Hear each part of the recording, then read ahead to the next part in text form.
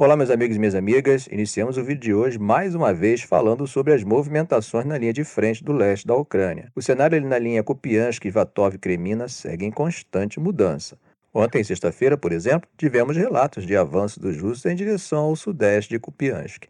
E além dos relatos, que poderiam ser apenas propaganda de guerra, tivemos a confirmação a partir de imagens geolocalizadas. Elas mostram que os russos chegaram mais ao norte de Jarizov, que fica justamente nessa direção sudeste. Olesny Rubov, que é o chefe da administração militar do Oblast de Kharkiv, falou que as forças de Moscou estão tentando contornar Dvorishna pelo norte, uma área que fica ao norte de Kupiansk. Além disso, parece que eles estão conseguindo manter algumas posições, mesmo que limitadas, em áreas florestais na margem oeste do rio Oskil, mais ao norte de Dvorishna. E não para por aí. Mais ao sul, em Toretsk, os avanços também continuam. Entre ontem e ontem, as forças russas fizeram movimentos tanto no norte quanto no sul da cidade. Imagens publicadas recentemente mostram avanços na rua Ukrainska, ao norte, e na rua Harina, ao sudeste. Além disso, um blogueiro militar russo afirmou que as tropas avançaram cerca de 500 metros no Zabalka Microrayon, também no sudeste. E essa informação do blogueiro acaba batendo com o que aparece nas imagens geolocalizadas disponíveis, principalmente ali na rua Harina. Bom, gente, mas Kiev também tem suas conquistas. E um porta-voz de uma brigada ucraniana que atua na direção de Kharkiv revelou algo bem interessante e meio que assustador. Eles teriam realizado pela primeira vez um ataque terrestre usando exclusivamente sistemas robóticos sem a presença de infantaria. Vocês ouviram o que eu disse? Isso teria acontecido perto de Lipsk, ao norte de Kharkiv. Segundo ele, as forças ucranianas utilizaram dezenas de veículos terrestres não tripulados, os UGVs, equipados com metralhadoras. E esses robôs não só atacaram as posições russas, como também foram usados para colocar e limpar minas em áreas estratégicas. Isso, gente, acaba mostrando que a Ucrânia está apostando forte na inovação tecnológica e em estratégias assimétricas para compensar suas limitações de pessoal. Por falar nisso, antes que eu me esqueça, amanhã eu vou postar um vídeo discutindo exatamente as mudanças na configuração das guerras modernas que estamos vendo hoje. Eu estou preparando com bastante carinho, tá, gente? Espero que vocês gostem também. Aproveitando que eu dei uma pausa, aproveita aí e dá aquele like rapidinho, pois isso ajuda bastante o canal e não custa nada, né? Isso não exclui seu comentário, que é bastante bem-vindo. Mas voltando, a Ucrânia também está avançando no desenvolvimento de drones aéreos. O Estado-Maior ucraniano relatou que testaram um novo modelo conectado por fibra ótica. Esse detalhe da fibra ótica faz toda a diferença porque acaba tornando ele mais resistente a interferências de guerra eletrônica, um problema sério nesse tipo de tecnologia. E para quem acompanha, sabe que os russos já têm drones assim em operação na região de Kursk, dentro do território ucraniano. Agora, para fechar mesmo, tem outra notícia interessante. Uma empresa ucraniana anunciou que conseguiu montar o protótipo do primeiro drone feito inteiramente por componentes fabricados no próprio país.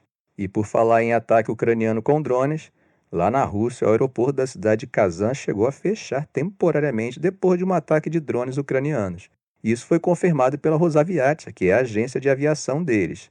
Depois de algumas horas, o aeroporto reabriu, mas foi um susto e tanto. Segundo as agências de notícias russas, os drones atingiram um complexo residencial e outras áreas da cidade, que fica a uns 800 quilômetros a leste de Moscou. O Ministério da Defesa falou que o ataque aconteceu em 3 ondas, entre 7h40 da manhã e 9h20, pelo horário local, tá? Ao todo, disseram que 3 drones foram derrubados por sistemas de defesa aérea e outros 3 por sistemas de guerra eletrônica. E, de acordo com autoridades locais, felizmente não houve vítimas. A situação foi séria o suficiente para que o prefeito de Kazan anunciasse pelo Telegram o cancelamento de todos os eventos públicos planejados para o fim de semana. Ele também disse que iriam oferecer alojamento temporário para os moradores que precisassem sair de casa. Inclusive, um canal do Telegram chamado Baza, que dizem ser próximo dos serviços de segurança russos, chegou a divulgar um vídeo não verificado mostrando um objeto aéreo atingindo um prédio. As imagens mostram uma explosão enorme, mas até agora isso não foi confirmado oficialmente. E claro, gente, a resposta oficial veio rápido. A porta-voz do Ministério das Relações Exteriores, Maria Zakharova, condenou o ataque dizendo que a Ucrânia estava, segundo ela, descontando sua raiva por derrotas militares na população civil da Rússia. Além de Kazan, outros aeroportos também foram afetados. Em Zevsk, que fica ao nordeste, e Saratov, mais ao sul, os voos foram suspensos temporariamente, mas como em Kazan, a situação parece já ter se normalizado. Bom, gente, vamos falar brevemente sobre a estratégia que o Kremlin está usando para lidar domesticamente com as consequências da guerra na Ucrânia. Recentemente, o governo tomou uma série de medidas voltadas para os veteranos desse conflito. Entre essas iniciativas, tem um programa chamado Time of Heroes. O que é isso? Eles estão colocando veteranos em cargos de governo, tanto em nível local quanto federal. Mas, claro, isso não é só por generosidade, né? Acalmar essa parcela crescente da população que lutou na Ucrânia e ajudar a passar uma imagem positiva do governo. Putin já colocou o ano 2025 no calendário como o ano do defensor da pátria. O que parece é que ele está tentando fortalecer ainda mais a posição dos veteranos na sociedade com mais programas e iniciativas parecidas com esse Time of Heroes. É uma forma de agradar essa classe que só cresce enquanto a guerra continua. Mudando de assunto, Zelensky deu uma declaração importante nessa semana, logo após uma série de encontros com líderes da União Europeia e da OTAN lá em Bruxelas. Ele deixou bem claro, gente, garantias de segurança apenas dos países europeus, sem o envolvimento dos Estados Unidos, não vão ser suficientes para proteger a Ucrânia de novas agressões russas no longo prazo. Ou seja, a Europa sozinha não vai aguentar o tranco. Zelensky se reuniu com líderes como Macron e outros da OTAN e da União Europeia justamente porque está preocupado com a volta de Trump à presidência dos Estados Unidos. E como vocês sabem, Trump já sinalizou que a Ucrânia precisa negociar e que pode parar de enviar ajuda militar ao país para forçar negociações de paz imediatas com a Rússia. Na fala, Zelensky disse o seguinte: só garantias europeias não bastam, não dá para discutir isso apenas com os europeus, porque a única garantia real é a entrada da Ucrânia na OTAN. Como temos visto, ele vem pressionando bastante para que os líderes da aliança formalizem um convite para a Ucrânia entrar, mas até agora Estados Unidos e a Alemanha têm hesitado, enquanto a Hungria é abertamente contra. Isso sem contar o fato de que, enquanto o país estiver em guerra, não é possível acontecer a adesão. Outro ponto que ele destacou foi a importância de uma decisão conjunta entre Europa e Estados Unidos. Segundo Zelensky, é preciso uma posição abrangente que ofereça garantias reais de segurança para proteger a Ucrânia não só hoje, mas também no futuro. Mas, ao mesmo tempo, ele foi cuidadoso e disse que não poderia revelar os detalhes das conversas que teve com os líderes ocidentais sobre essas possíveis garantias. Bom, gente, mas vale a pena prestar atenção em uma questão que veio dessas discussões. Alguns líderes europeus sugeriram apoio de longo prazo para a Ucrânia, mas não há consenso sobre o que a Europa pode fazer sem o apoio direto. Sem o suporte americano, muitas capitais europeias veem como inviável oferecer garantias de segurança que poderiam envolver diretamente seus exércitos numa guerra com a Rússia, caso a Ucrânia fosse atacada de novo. Macron até sugeriu a ideia de enviar tropas europeias para a Ucrânia para implementar um possível acordo de paz, mas essa proposta enfrenta resistência dentro da própria Europa.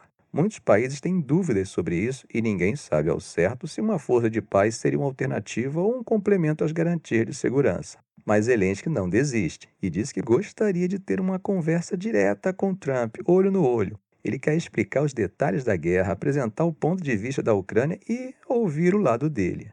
Disse ainda que espera ter tempo para um diálogo franco e que acredita que pode fazê-lo entender melhor a situação.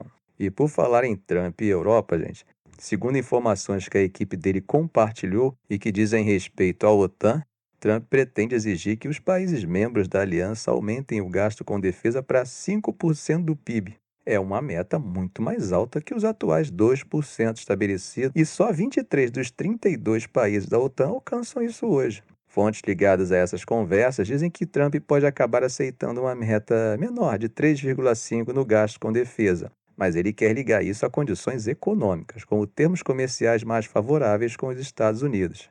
Inclusive, no próximo encontro da OTAN em junho, em Haia, já se fala em aumentar essa meta para 3%. Mas muitos países da aliança têm dúvidas sobre como vão lidar com as implicações fiscais disso. Agora, reparem só, gente, como tudo isso está conectado. Hoje, os Estados Unidos gastam cerca de 3,1% do PIB em defesa. E durante o último ano da presidência de Trump, esse número chegou a 3,4%. Então ele está pedindo algo que nem os próprios americanos atingiram com folga. A gente percebe que essa demanda coloca ainda mais pressão sobre países como França, Alemanha, Reino Unido, Itália e Polônia, que estão tentando se ajustar. Agora, para encerrar, líderes como Scholz e outros europeus estão tentando entender até onde essa postura de Trump vai. Scholz chegou a ter uma conversa por telefone com ele e disse estar confiante de que o apoio dos Estados Unidos e da Europa à Ucrânia vai continuar. Mas convenhamos, né, gente? O cenário ainda é meio incerto. E os países estão fazendo movimentos bem cautelosos, bem calculados. E como vimos, a Europa está tendo que lidar com situações domésticas cada vez mais graves, como, por exemplo, o que aconteceu na Alemanha em relação ao crescimento da radicalização política e ao extremismo político, que acaba produzindo situações perigosas para a população, como o recente atentado. Ficamos por aqui. Se esse vídeo foi útil a você, faça um comentário, compartilhe em suas redes sociais, dê um like. E é claro, se ainda não for inscrito, inscreva-se no canal e ative o sininho para não perder os próximos vídeos. Ok, gente? Um grande abraço do professor Arão Alves.